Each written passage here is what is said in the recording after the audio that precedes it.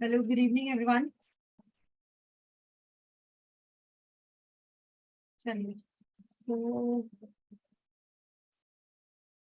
हम लोग कल हम लोगों ने क्या किया था? कल हम लोगों ने अकाउंटिंग स्टैंडर्ड्स को डिस्कस किया था इन डिटेल की कौन कौन से जो स्पेशली जो इम्पोर्टेंट है उसके बारे में हम लोगों ने सब कुछ डिस्कस कर लिया था। ठीक है। So today will start Indian accounting standard. ठीक है। तो देखिए, इंडियन अकाउंटिंग स्टैंडर्ड्स क्या होते हैं, एक थोड़ा सा ओवरव्यू इसके बारे में मैंने आपको पहले ही दे दिया है। ठीक, बाकी थोड़ा और देखते हैं इसके बारे में। स्क्रीन विजिबल है ना? सब सही है? चलो। सो जैसे कि हम लोगों ने देखा है कि जो हमारे अकाउंटिंग स्टैंडर्ड्स है, जो कि आईसीएआई क्या करता है कि जो भी हमारे आईसीए जो अकाउंटिंग स्टैंडर्ड्स बनाता है, वो जो स्टैंडर्ड्स है ना, वो कई चीजों में वो हमारे एक तरह से जो हमारे स्टैंडर्ड और प्रिंसिपल्स हैं एप्लीकेबल ग्लोबली, मतलब ग्लोबल लेवल के जो अकाउंटिंग स्टैंडर्ड्स हैं और जो हमारे इंडिया के अकाउंटिंग स्टैंडर्ड हैं, वो एक तरह से क्या है, मतलब एक जैसे नहीं है। या आप कह लीजिए कि हमारे वाले जो अकाउंटिंग स्टैंडर्ड्स हैं वो जो ग्लोबल लेवल के जो अकाउंटिंग स्टैंडर्ड्स हैं उनसे अभी मैच नहीं करते हैं। ठीक है, एक बार। क्या होता है कि जब हम फाइनेंशियल स्टेटमेंट बनाते हैं, तो क्योंकि हमें जो फाइनेंशियल स्टेटमेंट है वो हमें यूनिफॉर्म बनाने सारी कंपनीज के, तो जो इन्वेस्टर्स हैं या जो भी है, तो हम लोग क्यों, इससे फायदा क्या होता है कि अगर सब लोगों के फाइनेंशियल स्टेटमेंट्स सेम प्रिंसिपल्स और रूल्स से बने हुए होंगे तो क्या होगा, कंपैरिजन करना इजी हो जाएगा। ठीक है। तो जो इन्वेस्टर्स हैं उनको क्या हो जाएगा, उनके लिए असेस करना, कंपेयर करना फाइनेंशियल पोजीशन को इंडियन कंपनीज की विद अदर ग्लोबल कंपनीज। तो इसलिए इंडियन अकाउंटिंग स्टैंडर्ड्स को इंट्रोड्यूस किया गया, सो दैट कि अगर इंडिया में, फॉर एग्जांपल हमारी कंपनी है रिलायंस कंपनी। ठीक है, रिलायंस भी एक एमएनसी है। तो या आप रिलायंस छोड़िए, आप एसबीआई का एग्जाम्पल ले लीजिए। एसबीआई या और भी शायद होंगे बैंक्स जो हमारे दूसरी कंट्रीज में भी ऑपरेट करते हैं। तो अब सपोज अगर इन्वेस्टर को एसबीआई का कंपैरिजन करना है कि किसी और दूसरी एमएनसी से, क्योंकि हमारा एसबीआई भी एमएनसी है, और सपोज यूएस की कोई कंपनी है, बैंकिंग कंपनी, उससे कंपैरिजन करना है। जैसे आप लोग ने देखा होगा, कुछ रिपोर्ट्स आती रहती हैं कि हमारे यहाँ का जो बैंक है उसका ये सब चीजें हैं, चाइना में जो बैंक है टॉप टॉप 10 में हमारा सिर्फ एक ही बैंक है एसबीआई करके। इस तरह की रिपोर्ट्स और रैंक्स वगैरह आप लोग सुनते होंगे।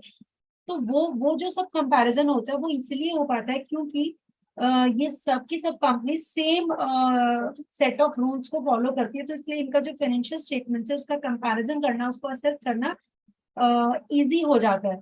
ठीक, तो ऐसी जो भी कंपनीज है इंडियन, वो सारी इंडियन कंपनीज जो अपनी फाइनेंशियल पोजीशंस को चेक करना चाहती है विद अदर ग्लोबल कंपनीज। ठीक है, तो इस बात को ध्यान में रखते हुए हम लोगों ने इंडियन अकाउंटिंग स्टैंडर्ड्स को इंट्रोड्यूस किया। ठीक, these are covered from the converge from the IFRS. IFRS का मतलब होता है international financial reporting standards.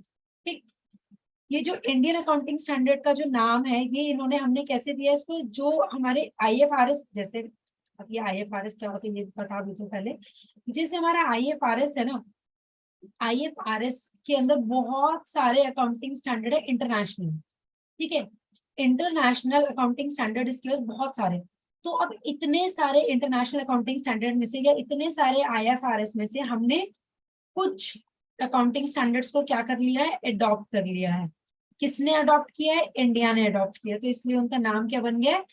Indian Indian accounting standard. ठीक है, तो आईएफआरएस में क्या बहुत सारे हैं हमारे, लेकिन उसमें से जो हमने अडॉप्ट किए वो उनका नाम है इंडियन अकाउंटिंग स्टैंडर्ड्स। ठीक, तो इंडियन अकाउंटिंग स्टैंडर्ड्स और इसके जो नंबर हैं, जो यहाँ पर अब सपोज आईएफआरएस में किसी पर्टिकुलर अकाउंटिंग स्टैंडर्ड का नंबर है 5, तो अगर हमने उसके अडॉप्ट किया है ना, तो विद विद इट्स नंबर किया है, मतलब उसका जो नंबर है उसके नंबर के साथ हमने उसको अडॉप्ट किया है। ठीक है, तो इसका मतलब ये है कि अगर आईएफआरएस में अकाउंटिंग स्टैंडर्ड नंबर 5 जो है वो अगर कहता है डिस्क्लोजर के बारे में, तो हमने जो 5th नंबर का अकाउंटिंग स्टैंडर्ड लिया है हमारे इंडियन अकाउंटिंग स्टैंडर्ड में 5th नंबर पर ही। ठीक, तो वही बात वो कह रहे हैं। ठीक है, इनको नोटिफाई कौन करता है? मैंने आपको पहले ही बताया था, notified by the ministry of corporate affairs. ठीक, फिर उसके बाद टोटल हमारे कितने हैं? 41 हमारे स्टैंडर्ड्स हैं जो कि अभी तक नोटिफाई हो चुके हैं। नोटिफाई हो चुके हैं का मतलब ये है कि टोटल इतने सारे IFRS में से अब तक हमने टोटल 41 को अडॉप्ट कर लिया है, मतलब हमारी कंट्री ने इतनों को अडॉप्ट कर लिया है, ठीक। Of which 2 standards have been superseded and withdrawn, ठीक है। फिर क्या हुआ, उसमें से 2 जो स्टैंडर्ड थे उनको वो सुपरसीड कर रहे थे, मतलब ओवरलैपिंग था उसमें कुछ, तो उसको उन्होंने विड्रॉ कर लिया, ठीक। और अगर सपोज कोई भी कंफ्लिक्ट होता है between the provision of any applicable ACT, ACT हमारा होगा, नहीं दिया है, एंड इंडिया, अच्छा sorry, this ACT I think ये एक्ट होगा, ठीक है। तो अगर सपोज कोई भी प्रोविजन और कोई भी कंफ्लिक्ट होता है बिटवीन की किसी एक्ट में कुछ लिखा और इंडियन अकाउंटिंग स्टैंडर्ड में लिखा है, तो हमेशा जो एक्ट के जो रूल होंगे ना वो प्रिवेल करेंगे। जैसे कि फॉर एग्जाम्पल कोई बात एक्ट में लिखा है कि भाई ये 1+1 होता है, ठीक है। वही उसी सेम चीज से रिगार्डिंग एक अकाउंटिंग स्टैंडर्ड भी है, वो कह रहा है कि 1+2 होता है, ठीक। तो अगर कभी भी कंफ्लिक्ट होगा दो मतलब अकाउंटिंग स्टैंडर्ड की किसी भी रूल में कोई कंफ्लिक्ट होगा कि एक्ट में कोई बात लिखी है और अकाउंटिंग स्टैंडर्ड में भी लिखी है, तो एक्ट की बात को माना जाएगा, ठीक है। तो ये बोला हुआ,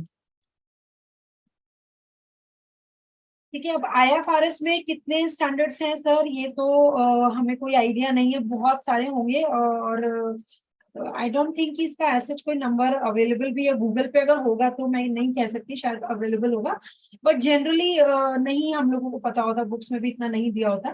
तो उसमें से हमें सिर्फ उतना ध्यान रखना है कि कितना हमने उसमें अडॉप्ट किया है, ठीक। तो ये वाला पॉइंट भी आप लोगों को क्लियर है कि अगर अकाउंटिंग स्टैंडर्ड और एक्ट में अगर कोई डिफरेंस होगा, कोई कंफ्लिक्ट होगा, तो एक्ट में जो लिखा होगा उसको हम मानेंगे, ठीक। चलो, अकाउंटिंग स्टैंडर्ड्स कौन इशू करता है, ICAI। इंडियन अकाउंटिंग स्टैंडर्ड्स कौन नोटिफाई करता है, MC, ठीक। ये बातें आपको ध्यान रखनी है। फिर हम लोग आते हैं, देखिए हमारा जो गवर्नमेंट ऑफ इंडिया का मिनिस्ट्री ऑफ कॉर्पोरेट अफेयर्स जो है, उन्होंने 2 नोटिफिकेशन इशू किया है, जिसमें उन्होंने स्पेसिफाई किया है कि कौन सी वो कंपनीज हैं जिनको सेट ऑफ अकाउंटिंग स्टैंडर्ड्स को फॉलो करना है, ठीक। सो नंबर 1, पहला जो उन्होंने नोटिफिकेशन इशू किया था वो किया था 16 फरवरी 2015 को। अब ये जो डेट्स है ना, अब ये डेट्स इतनी मैटर नहीं करती हैं, क्योंकि ये डेट्स निकल चुकी हैं। जो कट ऑफ डेट थी मैंने आप लोगों को बताया था, 1-2 बार क्वेश्चन आया था बीच में, लेकिन जब से ये 21 की कट ऑफ डेट निकली है तब से नहीं आ रहा है, ठीक। सो जो पहला नोटिफिकेशन आया था 16 फरवरी 2015 को, उसके अंदर क्या बोला गया था, companies Indian accounting standard rules 2015 specify कि कौन सी जो कंपनीज है जिनको ये इंड AS को फॉलो करना कंपलसरी है, ठीक। तो वो कौन सी कंपनीज है, नंबर 1, ऐसी कंपनीज जिनका इक्विटी या डेट सिक्योरिटीज जो है वो आपके क्या है, लिस्टेड है या फिर लिस्टिंग के प्रोसेस में। दोबारा सुन लीजिए, ऐसी कंपनीज जो कि या तो ऑलरेडी लिस्टेड है या फिर लिस्टिंग के प्रोसेस में है, ठीक है, in any stock exchange in India और आउटसाइड इंडिया, ठीक। इतनी बात क्लियर हो गई। सेकेंड पॉइंट क्या है कि और इसके अलावा और क्या चीजें देखेंगे हम कि भाई किनको ये फॉलो करने नहीं करने। नेक्स्ट पॉइंट है, अगर सपोज वो कंपनी लिस्टेड नहीं है तो अनलिस्टेड कंपनी होगी, तो ऐसी अनलिस्टेड कंपनी अगर उसका नेटवर्थ जो है उस कंपनी की वो 250 करोड़ से ज्यादा है, तो भी उसको इंडियन अकाउंटिंग स्टैंडर्ड्स को फॉलो करना कंपलसरी है, ठीक। उसके अलावा अगर वो क्या है, कोई होल्डिंग कंपनी है, कोई सब्सिडरी कंपनी है, या कोई जॉइंट वेंचर है, कोई एसोसिएट कंपनी है, और वो A या B में कवर होती है, सपोज एक A कंपनी है, ठीक है। अब A कंपनी तो रूल A या B के अंदर कवर हो रही है, लेकिन इसकी जो सब्सिडरी कंपनी है ना, सब्सिडरी कंपनी का मतलब होता है कि एक ऐसी कंपनी जिसके ऊपर A कंपनी का पूरा होल्ड, मतलब इसकी डिसीजन मेकिंग वगैरह सारे काम A ही करता है, A कंपनी करती है। तो अगर A कंपनी इन दोनों पॉइंट्स में से कहीं पर लाए कर रही है, ठीक है, और B कंपनी इसकी सब्सिडरी है, तो हम इसको भी ऑटोमेटिकली इसके लिए भी मैंडेटरी हो जाएगा, ठीक। क्लियर है ये चीज, ठीक है। सो ये था नोटिफिकेशन जो कि 2015 में आया था। सो उसके अकॉर्डिंग रूल था ये। अच्छा, मैं आपको एक और चीज बताती हूँ कि अगर सपोज आपसे कोई पूछता है ना कि जो सिंपल वाले जो अकाउंटिंग स्टैंडर्ड्स है उनका क्या रूल है, उसका भी यही रूल है।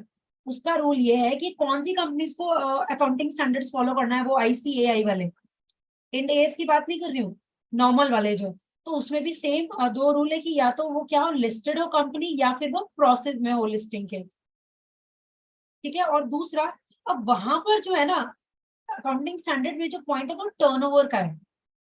यहाँ पर नेटवर्थ की बात है, वहां पर टर्नओवर की बात की है। आई थिंक 50 करोड़ है शायद, इसमें तो दिया हुआ यस नहीं मैम, अकाउंटिंग स्टैंडर्ड 28 में मैम मेंशन है, whose है। turnover for sub account ठीक ठीक। तो exceed वहां पे 50 crore। 50 करोड़ है ना, टर्नओवर है ना सर? Yes ma'am. चलो चलो, ठीक ठीक, बस एक बार कंफर्मेशन चाहिए था। सो देखिए, तो अगर अगर आपसे कोई, अब दो यहाँ पर दो क्वेश्चन बनते हैं, दोनों में से एग्जाम में कोई भी आ सकता है। ठीक।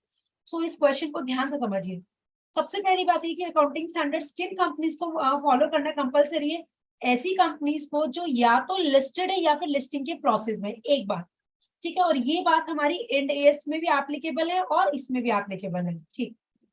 दूसरा, दूसरा जो हमारा इसमें रूल लगता है वो लगता है टर्नओवर का। टर्नओवर मतलब सेल।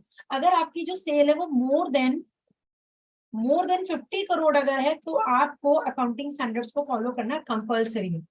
ठीक। अब अगर हम इसी सेम चीज को कंपेयर करते हैं विद इंडियन अकाउंटिंग स्टैंडर्ड, तो इंडियन अकाउंटिंग स्टैंडर्ड के लिए जो रूल है वो सेल का ना होके किस चीज का, नेटवर्थ का है। नेटवर्थ 250 करोड़। ठीक है। अगर किसी भी कंपनी की नेटवर्थ 250 करोड़ से ज्यादा है तो उसको क्या करना पड़ेगा, उसको इंड एएस को फॉलो करना उसके लिए कंपलसरी। क्योंकि देखिए ना कि जो कंपनी इतनी नेटवर्थ की है, तो हम ये अज्यूम कर सकते हैं कि ठीक है, नियर फ्यूचर में ये company will go beyond to the country, की भाई वो क्या होगा, थोड़े दिनों में वो जो कंपनी है हो सकता है वो एमएनसी कंपनी बन जाए, या दूसरी कंट्रीज से भी वो बिजनेस करना, दूसरी कंट्रीज में भी उसका जो बिजनेस है वो एक्सपेंड हो जाए। ठीक है। इतनी बात क्लियर है। और सी पॉइंट भी क्लियर है ना? सी पॉइंट में ऐसी कंपनी जो ए और बी के अंदर आती है। ठीक है। तो ऐसी कंपनीज की कोई होल्डिंग कंपनी, सब्सिडरी कंपनी है, जॉइंट वेंचर है, एसोसिएट कंपनी, तो वो भी हमारी इसी के अंदर कवर होंगे। ठीक। चलो, फिर हम देखते हैं, फिर एक नोटिफिकेशन आया था 2021 में। ठीक। तो इसमें क्या कहा था, इसमें कहा था कि इसमें स्पेसिफाई किया गया था कि ऐसी companies which are required to follow the accounting standard issued by the ICI, मतलब ऐसी कंपनीज जो आईसीएआई वाले अकाउंटिंग स्टैंडर्ड्स को फॉलो करने की जिनको जरूरत है in respect of the accounting period commencing on और after first day of April 21। ठीक है। तो यहाँ पर उन्होंने ये बोला था कि भाई वो सारी कंपनीज जो अकाउंटिंग स्टैंडर्ड्स को फॉलो करती हैं। ठीक है। पहले तो देखिए यहाँ पर इन्होंने 2015 में एक डिफरेंस रखा था कि अकाउंटिंग स्टैंडर्ड किसको फॉलो करना है और इंड एएस किसको फॉलो करना है, लेकिन 21 में जो नोटिफिकेशन आया था उसके अकॉर्डिंग उन्होंने कहा कि जो कंपनीज हमारे इंडियन वाले अकाउंटिंग, जो हमारे अपने जो आईसीआई वाले अकाउंटिंग स्टैंडर्ड्स हैं, तो जो कंपनीज उनको फॉलो कर रही है उनको ही इंड एएस को फॉलो करना भी उनके लिए कंपलसरी है। ठीक। चलिए, so extract from this notification, तो इससे हमें क्या इसमें पता चला, obligation to comply with accounting standard. तो अगेन वही चीज आती है कि एवरी कंपनी जिसका हमारा मैम इसमें ये लिखा है कि जो जून 23 2021 में इन्होंने कुछ कंपनीज के नाम मेंशन किए होंगे मैम उस वो नोटिफिकेशन इसका में, ना ये उसके बारे एनेक्जर्स में है। लिखा हुआ है कि हाँ, मैं उनको जो है आईसीआई जी जी फॉलो जी, करेंगे, ये एसबीआई वाले। एनेक्जर दिया हुआ है। और वो अगेन देखिए, अब हमें इसकी जरूरत नहीं कि हम वो उन कंपनीज के नाम याद करें या वो सब चीजें हमारे इतना डिटेल में हमें नहीं जाना, लेकिन आपको पता होना चाहिए, दो नोटिफिकेशन आए थे। ठीक है। और इसमें उन्होंने क्या किया था, इसमें उन्होंने कुछ कंपनीज की एक लिस्ट या एक एनेक्जर स्पेसिफाई किया था कि ये लिस्ट है जो कि मतलब उसके अंदर बहुत सारी चीजें उन्होंने दिया था। ठीक। और वो लिस्ट हमें नहीं है, उसको हमें करना है। फिर उसके बाद इसके अंदर इसी नोटिफिकेशन के अंदर जो हमारी एसएमईज होती हैं, स्मॉल मीडियम कंपनीज जो होती हैं, उनको क्या किया था, उनको एग्जाम किया था हमने कुछ चीजों से। ठीक है। ऐसी कंपनीज जिनकी जो इक्विटी है, अगर वो लिस्टेड नहीं है, ऐसी small and medium size companies जो कि लिस्टेड नहीं है। ठीक। तो उनको हमने क्या किया, उनको एग्जाम किया अकाउंटिंग स्टैंडर्ड्स को फॉलो करने से। दूसरा, second point, which is not a bank. इसका मतलब कि अगर सपोज बैंक और फाइनेंशियल इंस्टीट्यूशन है, वो इस केस में नहीं आएंगे, भले उनको वो स्मॉल और मीडियम के अंदर आते हो। ठीक। उस टर्नओवर और या फिर इनका जो टर्नओवर है वो आपका 250 करोड़ रुपीज से ज्यादा अगर है तो। मतलब इनका विद इन द लिमिट होना चाहिए, अगर उससे ज्यादा है तो फिर इनको फॉलो करना पड़ेगा, अगर उससे लिमिट में है तो उनको नहीं करना है, ठीक। फिर उसके बाद which does not have borrowings in excess of the, ठीक है, और ऐसी कंपनी जिनकी बोरोइंग्स 50 करोड़ रुपीज से ज्यादा नहीं होनी चाहिए, और ऐसी कंपनी जो कि होल्डिंग है सब्सिडरी कंपनी ना हो, जिसकी कोई ऐसी होल्डिंग है subsidiary company which is not a small and medium size company, ठीक। तो ये कुछ ऐसे पॉइंट्स दिए हुए हमें हमें कि इन लोगों को एग्जाम्पशन है, ठीक है। तो ऑब्वियसली देखिए, हमने कहा भाई जो जिन लोगों का लिस्टेड है, ठीक है, जो लोग लिस्टेड है उनको फॉलो करना जरूरी है, तो इसका मतलब जो नॉन लिस्टेड हो गए उनको फॉलो नहीं करना है, ठीक है। जिनका 250 करोड़ से ज्यादा का जिनका टर्नओवर और नेटवर्थ है तो उनको फॉलो करना है, उससे कम वालों को नहीं करना है, ठीक है। जो बैंक्स हैं, बैंक्स को अकाउंटिंग स्टैंडर्ड को फॉलो करना ही है, चाहे वो स्मॉल और मीडियम ही क्यों ना हो, ठीक। तो ये सारे पॉइंट्स हैं, इनको अगेन आपको बहुत डिटेल में इसमें नहीं जाना है, ठीक। आपको इनको बहुत सुपरफिशियली आपको देखना है। फिर ये एक रोड मैप दिया था, एक्चुअली ये इन्होंने क्या किया ना, नई बुक के अंदर भी ना, नई बुक के अंदर भी इन डेट्स को और ये सब चीजों को हटाया नहीं, जबकि अब ये इतने रेलिवेंट नहीं है। ये रेलिवेंट तब तक थे जब तक एक कट ऑफ डेट थी कि ये लास्ट डेट है कि भाई आपको इस तक ये काम कर लेना, तो तब तक ये डेट्स ये सब चीजें इंपॉर्टेंट थी, ठीक। तो देखिए रोड मैप क्या बनाया था implementation of Indian accounting standard का फॉर फाइनेंशियल सेक्टर, मतलब बैंकिंग के लिए। एमसीए ने बोला था अपने प्रेस रिलीज में 2016 में कि भाई जो भी हमारे इंडियन अकाउंटिंग स्टैंडर्ड का जो इम्प्लीमेंटेशन है फॉर शेड्यूल्ड कमर्शियल बैंक्स और इंश्योरेंस कंपनीज के लिए और नॉन बैंकिंग फाइनेंशियल कंपनीज के लिए, तो इनके लिए डिक्लेयर किया था कि कैसे इनका रोड मैप होगा। तो ये जो रोड मैप है इसमें क्या है कि ये जो इंस्टीट्यूशन है इनको क्या करना है, इंड एएस इनको अपने जो भी फाइनेंशियल स्टेटमेंट्स हैं उनको उनको तैयार करना है on the basis of Indian accounting standards, ठीक है, for the accounting period beginning from 1 अप्रैल 2018। तो ये कट ऑफ डेट उनको दी गई थी कि भाई 1 अप्रैल 2018 के बाद से सारे बैंक्स को जो अपने फाइनेंशियल स्टेटमेंट्स बनाने हैं वो as per Indian accounting standards बनाने हैं, ठीक है। अच्छा कोई बात, मैं उसको मना करती हूँ, ठीक है, बेटा मत करो। तो ठीक है, तो यहाँ पर ये तब उस समय पे ये जो डेट्स है ना वो इम्पोर्टेंट थी, अब ये सच में इसकी रेलेवेंसी नहीं है, ठीक। फिर उसके बाद ये हमें लिस्ट दिया हुआ है। अच्छा अब एक और चीज, जो हम लोगों ने अकाउंटिंग स्टैंडर्ड का जो हमने डिटेल में पढ़ा है ना वो तो हम लोगों ने किया, लेकिन इंड एएस एक तो नंबर्स में भी बहुत सारे हैं, और हमें इसका ये नहीं देखना है कि इसके अंदर क्या क्या चीजें दी हुई, इसमें से ना हमें सिर्फ इम्पोर्टेंट वाले देखने हैं, ठीक।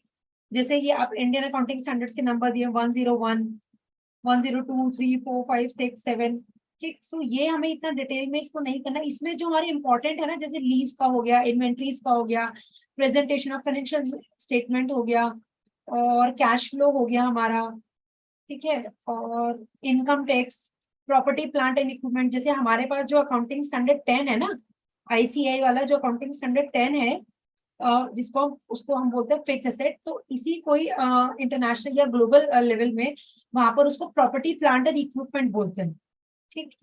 एम्प्लॉय बेनिफिट वाला इंपॉर्टेंट है, गवर्नमेंट ग्रांट्स वाला इंपॉर्टेंट है, एक्सचेंज रेट वाला इंपॉर्टेंट है। तो इसमें हमें सारे नहीं करने, बस जो जितने रेलिवेंट है उतने ही हमें करने हैं, ठीक।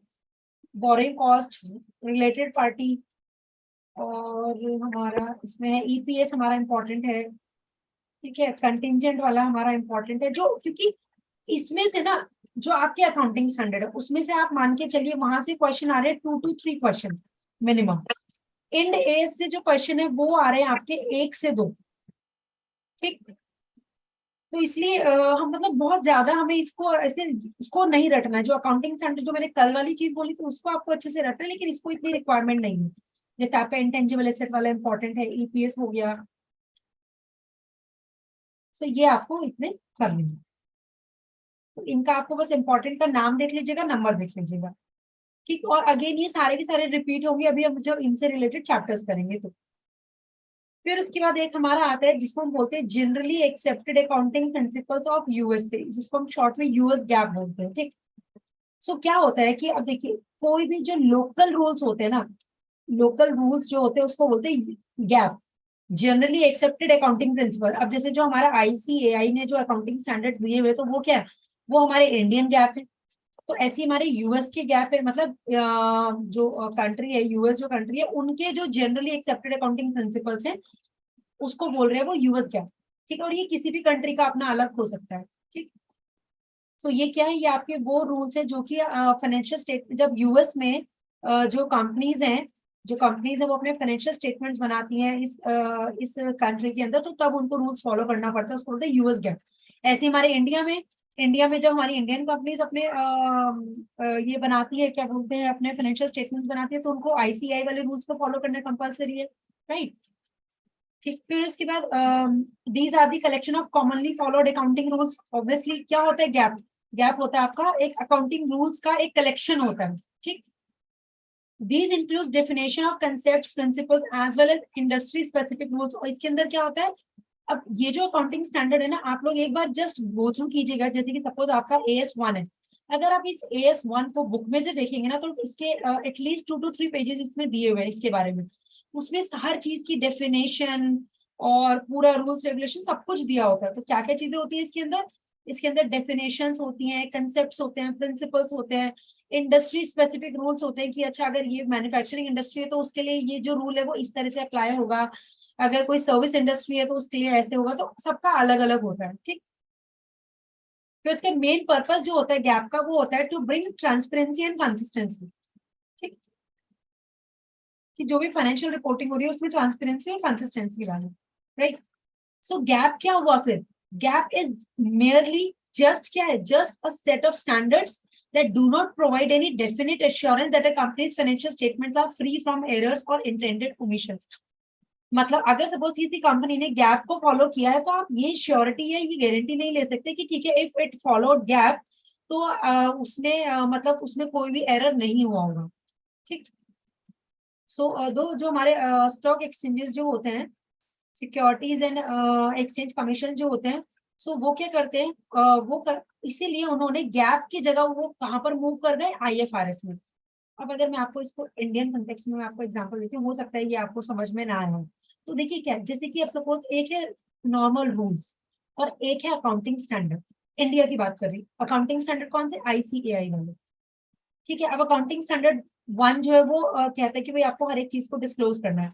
नॉर्मली जो रूल है, रूल कहता है कि भाई आपको हर चीज दिखाना चाहिए, ये एथिकल होता है, और आपको कोई भी आपको ऐसे सीक्रेट प्रॉफिट नहीं बनाना है, इस तरह की बातें। तो अगर आपने सपोज इस रूल को या इन रूल्स को अगर आपने फॉलो किया, तो आप गारंटी नहीं दे सकते कि आपका जो फाइनेंशियल स्टेटमेंट है उसमें कोई एरर नहीं होगा। लेकिन अकाउंटिंग स्टैंडर्ड्स को क्योंकि फॉलो करना लीगली भी कंपलसरी होता है, स्पेशली उन कंपनीज के ऊपर जो इसके दायरे में आती हैं, तो इसलिए अगर कोई कंपनी अकाउंटिंग स्टैंडर्ड्स को फॉलो कर रही है, देन यू कैन से कि ठीक है। अब यहाँ पर ऐसा हो सकता है कि होने को तो देखिए एरर होता है ऑडिट वगैरह में, फिर वो पता चलता है बहुत सारे टाइप के एरर होते हैं, उस पर भी चैप्टर है हमारा एक पूरा एरर का, रेक्टिफिकेशन ऑफ एरर। तो वहां पर हम डिस्कस करेंगे कितने टाइप के एरर होते हैं, बट जनरली ऐसा होता है कि जो अकाउंटिंग स्टैंडर्ड्स है ना, अकाउंटिंग स्टैंडर्ड्स जो है वो एक तरह से फिर भी आपको कुछ एक परसेंटेज तक आप समझ लीजिए 90% वो आपको अश्योर कर देते कि हाँ कि इसमें आपके कोई एरर नहीं होंगे। तो सेम वही चीज वो यहाँ पर बता रहे कि गैप क्या हो गया, गैप हो गया नॉर्मल रूल्स रेगुलेशंस या कोई पॉलिसीज। बट IFRS क्या हो गया, IFRS आपके हो गए स्टैंडर्ड्स की तरह, अकाउंटिंग स्टैंडर्ड की तरह। ठीक है, क्लियर है। तो वो उन्होंने यूएस के कंटेक्स्ट में दे दिया, इसलिए वो मतलब और वो इतना रिलेवेंट भी नहीं है। बस हाँ, अगर पूछ लिया कि गैप क्या होता है तो तब आपको पता होना चाहिए, जनरली एक्सेप्टेड अकाउंटिंग प्रिंसिपल्स। ठीक, इसको ना हम लोग पढ़ेंगे चैप्टर नंबर 2 में कि ये क्या होते हैं ना। चैप्टर नंबर 2 में मैं आप लोगों को बताऊंगी ये कि आपको क्या वो कहने की कोशिश कर रहे थे, क्या बता रहे थे, और क्या डिफरेंस होता है इसमें और अकाउंटिंग स्टैंडर्ड में, दोनों में क्या डिफरेंस होता है, वो भी हम लोग डिस्कस करेंगे इन दी सेकेंड चैप्टर। ठीक, फिर फंडामेंटल क्वालिटीज क्या होनी चाहिए हमारे गैप की या हमारे जो भी रूल्स रेगुलेशंस होती हैं।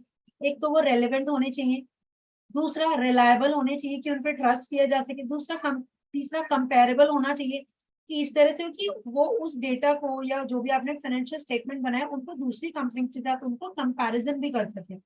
नेक्स्ट कंसिस्टेंट, कंसिस्टेंट का मतलब अगर आपने एक बार ही कोई रूल फॉलो कर लिया तो आपको उसी रूल को फॉलो करके आपको क्या करना है, आपको जो फाइनेंशियल स्टेटमेंट्स है वो हमेशा बनाने हैं। हालांकि अगर आप चाहें तो आप स्विच कर सकते हैं मेथड को, लेकिन आपको उसका जो भी इफेक्ट होगा वो आपको डिस्क्लोज करना पड़ेगा। ठीक, तो अगेन ये भी इतना रेलिवेंट नहीं है, ऊपर जो पढ़ा वो भी इतना रेलिवेंट नहीं है, ठीक। जहाँ पे जो इंपॉर्टेंट होगा वो मैं आप लोगों को बताऊंगी, राइट। चलिए, सो अब देखिए ओवरव्यू ऑफ आईएफआरएस। अब आईएफआरएस क्या है हमारा? आईएफआरएस है इंटरनेशनल फाइनेंशियल रिपोर्टिंग स्टैंडर्ड्स। ये क्या है? ये आपका कॉमन ग्लोबल लैंग्वेज है फॉर अकाउंटिंग और recording business affairs so that company accounts are understandable and comparable across international boundaries, ठीक। सो इससे क्या हो रहा है? इसकी वजह से हमारे जो इंटरनेशनल ट्रेड है वो ग्रो कर रहे हैं। जो ओनरशिप है पर्टिकुलरली अलग अलग कंपनीज की, तो उनकी डिफरेंट कंपनीज में उनकी क्या उनका जो कंपनीज है वो अपनी ब्रांचेस वगैरह ओपन करा रहे हैं, ठीक। सो जो आईएफआरएस है वो प्रोग्रेसिवली क्या कर रहा है? वो प्रोग्रेसिवली रिप्लेस कर रहा है बहुत सारे डिफरेंट नेशनल अकाउंटिंग स्टैंडर्ड्स को। मतलब जैसे अब हमारे आईसीआई वाली जो है ना, तो अब उनको ये धीरे धीरे क्या कर देंगे? ये इनको रिप्लेस ही कर देंगे, जैसे कल एक सर पूछ भी रहे थे, ठीक। तो धीरे धीरे क्या होगा? अभी उन्होंने शुरू कर दिया और आने वाले समय में वो और हमारे क्या हो जाएंगे? रिप्लेस हो जाएंगे। जो लोकल आप कह लीजिए, जो नेशनल अकाउंटिंग स्टैंडर्ड कौन से हुए, जैसे हमारे यहाँ कौन से हुए? आईसीएआई वाले, ठीक। सो ये होते क्या? They are rules to be followed by the accountants, और उनको फिर इन रूल्स के ऊपर उनको कंसिस्टेंट भी रहना है। बुक्स ऑफ अकाउंट्स को उन्होंने इस तरह से मेंटेन रखना है कि वो कंपैरेबल हो, अंडरस्टैंडेबल हो, रिलायबल हो, रेलिवेंट हो टू द इंटरनल और एक्सटर्नल यूजर्स, ठीक। प्रेजेंटली हमारे 41 इंडियन अकाउंटिंग स्टैंडर्ड और 17 आईएफआरएस है। ये 17 जो है ना, ये हमारी आप ऐसे समझ लीजिए कि क्लासेस है इसमें, ठीक है। नंबर ऑफ आईएफआरएस तो और भी, लेकिन ये इसमें हमारी क्या क्लासेस है कि फिर उसके अंदर फिर और बहुत सारे रूल्स रेगुलेशन है, ठीक। तो अगर बाय चांस आपसे कोई आईएफआरएस इन नंबर पूछता है तो आप वैसे 17 बता सकते हैं, ठीक है। और इंडियन अकाउंटिंग स्टैंडर्ड कितने हैं? 41, ठीक। तो ये आपको याद रखना है। और हमारे हमारे वाले कितने हैं? 32। अब अगर इस 32 में कोई पूछता है कि टोटल कितने हैं, मतलब 2 खत्म होने गया, तो वैसे 30 है। और इसमें भी अगर आपसे कोई पूछता है कि मैंडेटरी कितने, तो 1 to 29 मैंडेटरी है, और उसमें से ही क्योंकि इन्हीं में से 2 हटे तो वैसे 27 है मैंडेटरी। तो ये जो फिगर्स है, ये जो नंबर है, क्वेश्चन किसी भी तरह से पूछ ले आपको पता होना चाहिए, ठीक। फिर इसके बाद एक हमारा लास्ट टॉपिक इसके अंदर आता है जिसको हम बोलते हैं ट्रांसफर प्राइसिंग। ट्रांसफर प्राइसिंग क्या होता है? ट्रांसफर प्राइसिंग का मतलब होता है, जैसे आप लोगों ने देखा होगा, या आप किसी भी कंपनी का एग्जांपल ले लीजिए, जैसे कि सपोज आप मैगडी का एग्जांपल ले लीजिए। तो मैगडी में क्या होता है कि जो जब हम वहाँ पर जो भी हम वहाँ पर जो बर्गर हमें मिलता है ना, तो उसका जो रॉ मटेरियल है ना, वो इंडियन मार्केट का नहीं होता है, ठीक है। ये आप लोगों को भी पता होगा। तो वो जो रॉ मटेरियल है, जो उनकी जो वेजीज होती हैं, या उनका जो भी उनके इवन जो उनके कोल्ड ड्रिंक और उनका ये वो सब सब जो भी चीजें होती है, ये सब क्या होती है? वो जो उनका मेन ऑफिस होता है, या कोई भी जो भी उनका सेंटर होगा कोई, वहां से उसको इम्पोर्ट किया जाता है और फिर उसको प्रोसेस करके तब हम लोग यहाँ पर उसको कंज्यूम करते हैं। तो जब एक एमएनसी अपना रॉ मटेरियल आप कह लीजिए, या कोई भी एक्सचेंज करेगी, कोई भी गुड्स या सर्विसेज को एक कंट्री से दूसरी कंट्री में भेजेगी, ठीक है, तो क्या होगा? इन दैट केस क्या होगा? तो उसको हम बोलते हैं फिर उसको हमें उसकी प्राइसिंग करनी पड़ेगी। अब भाई रॉ मटेरियल अगर आप यहाँ से यहाँ भेज रहे हैं, जैसे आप लोगों के ब्रांच में भी होता होगा ना, एक ब्रांच से दूसरे ब्रांच में कोई सामान आता है, तो उसका कुछ तो आप वैल्यू निकालते होंगे ना उसकी। तो सेम ऐसी कंपनीज में भी होता है कि हम क्या करते हैं? उसकी वैल्यू निकालते हैं कि ठीक है भाई, ये रॉ मटेरियल जो इसकी कॉस्ट, आप सपोज वहां पर उस कंट्री में उस रॉ मटेरियल की कॉस्ट 10 रुपए है, लेकिन अब क्योंकि उसमें ट्रांसपोर्टेशन कॉस्ट भी लग जाएगी, तो हो सकता है वो उसको 12 रुपए पे चार्ज करे, 12 रुपए पे दिखाएं, ठीक है, इस इन्वेंट्री को, इस रॉ मटेरियल को। तो इसको बोलते हैं प्राइसिंग। और कौन सी प्राइसिंग? Transfer pricing. की जब हम एक ब्रांच से दूसरे ब्रांच में गुड्स या सर्विस को ट्रांसफर कर रहे हैं, तो एट दैट टाइम हम लोग उसकी प्राइसिंग किस तरह से कर रहे हैं, उसको बोलते हैं ट्रांसफर प्राइसिंग, ठीक है। और ये जनरली कहाँ होती है? एमएनसीज में होती है, पर्टिकुलरली क्रॉस बॉर्डर ट्रांजेक्शन के अंदर होती है, ठीक है। जैसे हमने देखा होगा कि कुछ कंपनीज के अलग अलग डिविजन होते हैं, मल्टीनेशनल कंपनीज होती हैं। तो ये क्या करते हैं? अपना इनका खुद का प्रॉफिट भी होता है, और इनको क्या करना पड़ता है? रिटर्न ऑन इन्वेस्टेड कैपिटल भी इनको निकालना पड़ता है। मतलब जैसे कि सपोज एक मैगडी का जो एक शोरूम है, सपोज वो हमारा इंडिया में, ठीक है, फॉर एग्जांपल देहरादून में। तो अब देहरादून वाला जो ब्रांच है ना, उसको अपना खुद का प्रॉफिट भी निकालना है, ठीक है। उसके अलावा इसको क्या करना है? इसको रिटर्न ऑन इन्वेस्टेड कैपिटल भी इसको निकालना है। और वो कैसे निकालेगी? कि भाई जो भी मेरे को रॉ मटेरियल उन्होंने भेजा, ठीक है भाई, इतना वो हो गया, मेरा अपना प्रॉफिट इतना रखे, बाकी का मुझे इनको क्या करना है? पे करना है एज अ कॉस्ट, जो उन्होंने गुड्स और सर्विसेज को ट्रांसफर किया है, ठीक। जब हमारा जो डिवीजन है, जब वो ट्रांजेक्शन करते हैं एक दूसरे से, तो उनको क्या होता है, ट्रांसफर प्राइस जनरली कैलकुलेट किया जाता है उस कॉस्ट को डिटरमाइन करने के लिए। फॉर एग्जाम्पल, अगर suppose goods from the production division में be sold to the marketing division, जैसे प्रोडक्शन डिपार्टमेंट में हमारा जो सामान था उसको अब हमने कहाँ ट्रांसफर किया, मार्केटिंग डिवीजन में, उसको हमने बेच दिया वहां से, ठीक है। या फिर गुड्स फ्रॉम पेरेंट कंपनी में be sold to a foreign subsidiary, की भाई आपकी कंपनी थी वो, लेकिन आपने उसकी, जो आपकी कंपनी की जो फॉरेन सब्सिडरी थी उससे आपने वो सामान बिकवा दिया। तो यहाँ पर क्या होगा, with the choice of transfer price affecting the division of the total profit among the parts of the company. तो इसमें क्या होता है कि वो फिर उनको अलग से फिर जो प्रॉफिट कैलकुलेशन होता है वो उस पर्टिकुलर डिवीजन को भी कैलकुलेट करना पड़ता है, इंक्लूडिंग दैट कॉस्ट। इसको क्या बोलते हैं, ट्रांसफर कॉस्ट या ट्रांसफर प्राइस। लास्ट पॉइंट इससे लेकिन क्या होता है, इसीलिए इस ट्रांसफर प्राइसिंग का इन्होंने क्या किया है, क्योंकि इसके जो रेगुलेशन है वो बढ़ते जा रहे हैं, तो गवर्नमेंट ने क्या कर दिया है, लोग क्या करते थे ना, इससे टैक्स बचा लेते थे। जैसे कि कैसे बचाते थे टैक्स, फॉर एग्जाम्पल उनको ऐसा लगता है कि यहाँ पर सपोज इंडिया में, ठीक है, इसको बोलते हैं tax haven, tax haven, tax haven countries या ऐसे करके इसको बोलते हैं, ठीक। तो सपोज इंडिया में जो टैक्स रेट है वो है 5%, और यूएस में जो टैक्स रेट है वो है, अच्छा मना कर दो, ठीक है, बेटा बोलने दो, ठीक। तो सपोज जो यूएस है हमारा, तो यूएस में जो टैक्स का जो परसेंटेज है वो सपोज 20% है मान लीजिए। तो अब यूएस की जो कंपनी है वो क्या कर रही थी ना, वो ऐसे कर रही थी कि वो अपना ना गुड्स यहाँ पर दिखा दिया, और प्रॉफिट जो है ना, प्रॉफिट को यहाँ पर इन्फ्लेट करके दिखा दिया कि भाई हमें तो इस वाली ब्रांच से ज्यादा प्रॉफिट हो रहा है, यूएस में जो ब्रांच है ना वो हमारी लॉस में जा रही है। और वो बिल्कुल पॉसिबल है, क्योंकि ये लोग एक दूसरे से अपना लेन देन करते हैं, प्राइसिंग करते हैं, रॉ मटेरियल शिफ्ट करते हैं, अब वो उनकी मर्जी ना वो उसको किस प्राइस पे ले, ठीक है। तो इससे वो क्या करते हैं, वो एक तरह से अपना जो ज्यादा प्रॉफिट है उसको वहां दिखाएंगे जहाँ पे परसेंटेज कम है, जहाँ पे उनको कम टैक्स देना पड़े। तो इस तरह की जो चीजें वो हो रही थी, मतलब एक तरह से आप कह लीजिए कि टैक्स को बचाने की कोशिश की जा रही थी। तो गवर्नमेंट ने फिर क्या किया, इसके लिए बहुत सारे रेगुलेशन इसके लिए बनाए हैं, सो दैट कि अब टैक्स का मतलब इस तरह से टैक्स की जो चोरी है वो ना हो सके, ठीक है। हाँ, अगर आप इसके बारे में ज्यादा पढ़ना चाहते तो एक वोडाफोन का केस है, वोडाफोन और इंडियन गवर्नमेंट का एक केस हुआ था कि वोडाफोन ने अपना वही ट्रांसफर, यही वाला जो मैंने आपको बताया, ये करके उसने यहाँ से बहुत सारे ह्यूज प्रॉफिट्स कमाए थे, और वो ह्यूज प्रॉफिट उसने कमा के और उस पर टैक्स नहीं दिया था। तो फिर जो मिस्टर पी चिदम्बरम जो है उन्होंने वोडाफोन की साइड से केस लड़ा था, और वोडाफोन जो है वो केस को जीत गई थी। तो अगर आप चाहें तो ऐसे गूगल करके इसको ना एक एज अ केस स्टडी आप इसको पढ़ सकते हैं। हालांकि आपके में आता नहीं है, जीआईबी में आता नहीं है case study, but just for the purpose of knowledge आप लोग उसको कर सकते हैं, ठीक। फिर हमारा क्या होता है, इसके कुछ मेथड्स होते हैं, अगेन उसमें आपको कैलकुलेशन पार्ट तो है नहीं, सिर्फ आपको पता होना चाहिए कि ठीक है इसका ये हमारा वो होता है प्राइस हो। एक सेकेंड प्लीज दीजिए।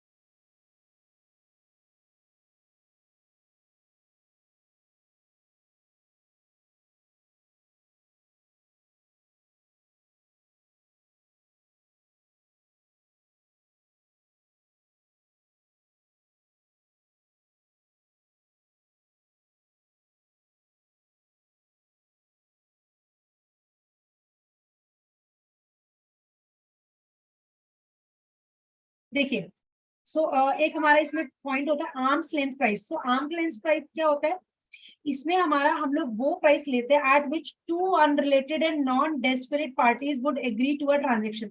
मतलब इसको एक तरह से क्या करते हैं, एक कॉम्प्रोमाइज टाइप होता है कि इसमें हम लोग क्या करते हैं, दो जो अनरिलेटेड और नॉन डेस्परेट पार्टीज जो होती है, तो जिस प्राइस पे वो या जिस रेट पे वो एग्री करेंगी तो वो हमारा क्या हो जाएगा, वही हमारा ट्रांसफर प्राइसिंग का प्राइस हो जाएगा। ठीक, अगेन इसको भी, ये भी इतना रेलेवेंट नहीं है, सिर्फ मीनिंग तक आपको इसमें समझना है कि ट्रांसफर प्राइसिंग क्या होता है।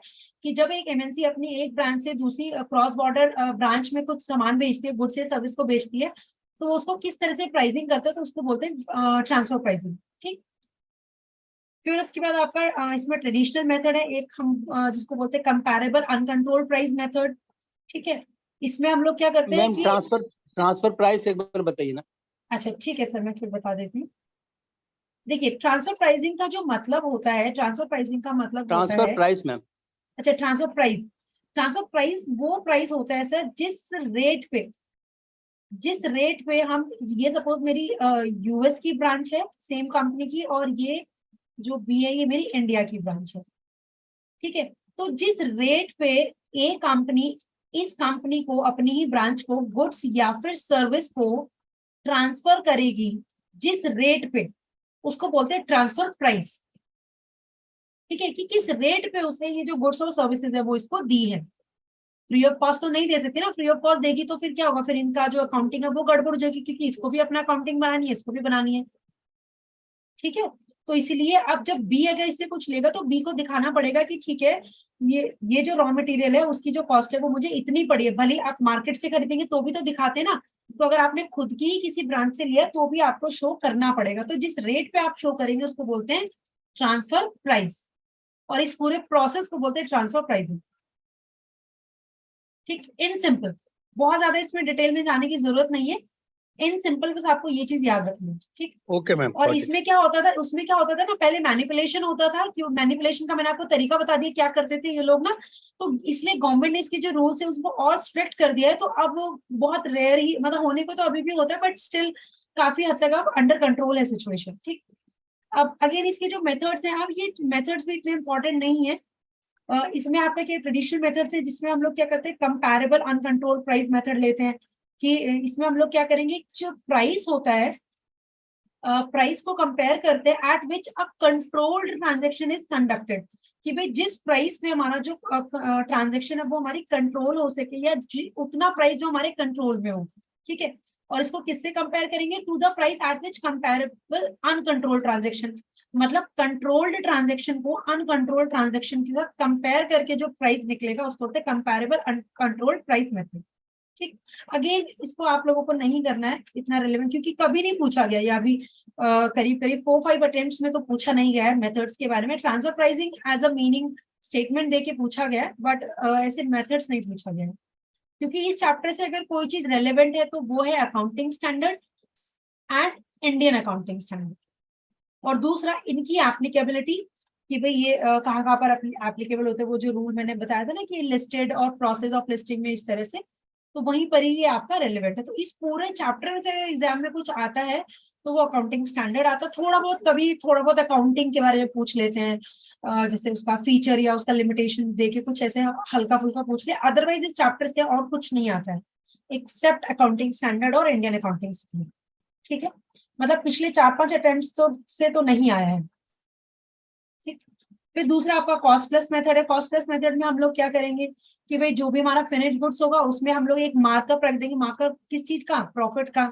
जैसे हम लोग कहते हैं ना, प्रॉफिट का परसेंटेज ऐड कर देते हैं। ठीक, फिर उसके रीसेल प्राइस मेथड जो वो आपका कॉस्ट प्लस की तरह ही है। इसमें क्या होता है, इसमें हम लोग क्या करते हैं, जो वर्किंग होती है उसको बैकवर्ड करते हैं, और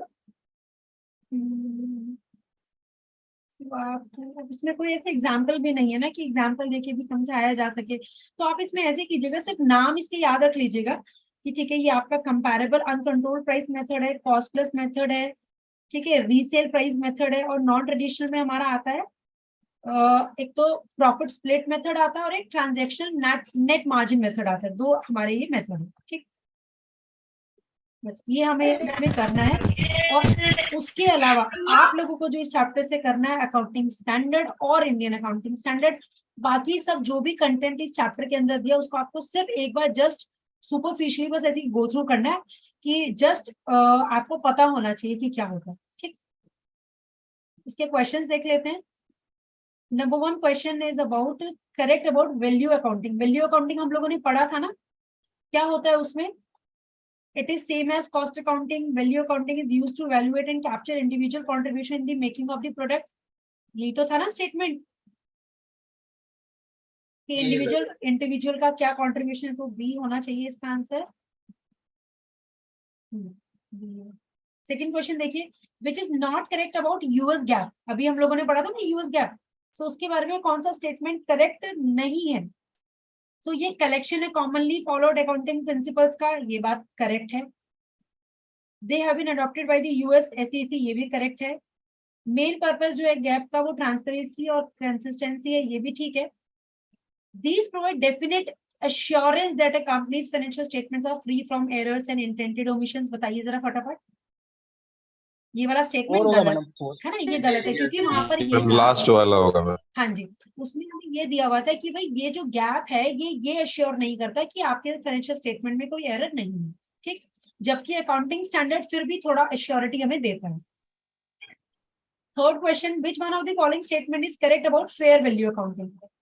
सो फेयर वैल्यू अकाउंटिंग में हम लोग क्या करते हैं, करंट मार्केट वैल्यू भी लेते हैं, लेकिन अब ये कहें कि ओनली एसेट्स का लेते हैं ओनली लायबिलिटीज का लेते हैं, ऐसा तो नहीं है। This method is accounting enjoys very wide degree acceptance. ये वाला मुझे इसका ठीक लग रहा है, डी वाला ना, थर्ड का डी, ठीक है। क्योंकि आप देखिए ना, और एक चीज आप हमेशा याद रखिएगा एमसीक्यू में ना, जहां पर भी ये इस तरह के वर्ड्स दे देते हैं ना, ओनली एसेट्स ओनली लायबिलिटीज, तो वहां पर फिर क्योंकि हम लोगों ने पढ़ा था ना, हमने तो देखा था कि एसेट्स की भी उसमें वैल्यू करंट वैल्यू निकालते हैं, लायबिलिटीज की भी निकालते हैं, ठीक है, तब हम उसको करते हैं। तो ये अगर यहाँ पर दिया होता ना value of assets and liabilities तो फिर ये करेक्ट हो जाता, लेकिन ओनली एसेट दिया इसलिए गलत है, ओनली लायबिलिटीज दिया इसलिए गलत है। और ये इस तरह की बात कि ये wide degree of acceptance enjoy करता है, ऐसा तो कोई मेथड होता ही नहीं है। ठीक है, फिर हमारा आंसर क्या हो जाएगा लास्ट में। आईएफआरएस की फुल फॉर्म बताइए। यही होगा, सीधा सीधा है ना, international financial reporting standard, reconciliation नहीं है। लास्ट, अब ये देखिए, ये जो यहाँ पर दिया हुआ है ना, ये वाला क्वेश्चन, ये एग्जाम में बिफोर 21 एक दो बारी ये पूछा गया। क्यों? क्योंकि वो उस समय वो जो डेट है वो आपकी उसमें दी। अच्छा, एंड ईयर्स के लिए नहीं दिया हुआ, ऑल शेड्यूल्स में 2018 की क्रॉस कॉन्फ्रेंस में हुआ था। नहीं, उसमें तो डेट दिया हुआ था, इसमें आंसर नॉट येट डिसाइडेड क्यों बोल रहे हैं? अप्रैल 2018 दिया था ना उसमें। नहीं, अप्रैल 2018 तो दिया था, तो फिर तो ठीक है, उसमें ऑप्शन में नहीं, तो फिर वो हो सकता था ना, नन ऑफ द अबव हो सकता था। वो तो कह रहे नॉट येट डिसाइडेड।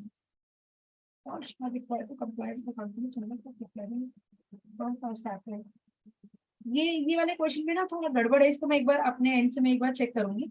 ठीक, तो इसी के साथ हमारा चैप्टर नंबर 1 खत्म हो गया है। और इसमें आपको क्या करना है, इस चैप्टर में आपको सिर्फ 2 चीजें पढ़नी है, अकाउंटिंग स्टैंडर्ड और इंडियन अकाउंटिंग स्टैंडर्ड। उसके अलावा ऊपर से अच्छा अकाउंटिंग होता है, मैम ने बताया था, इसके अंदर रिकॉर्डिंग होता है, क्लासिफाइंग होता है,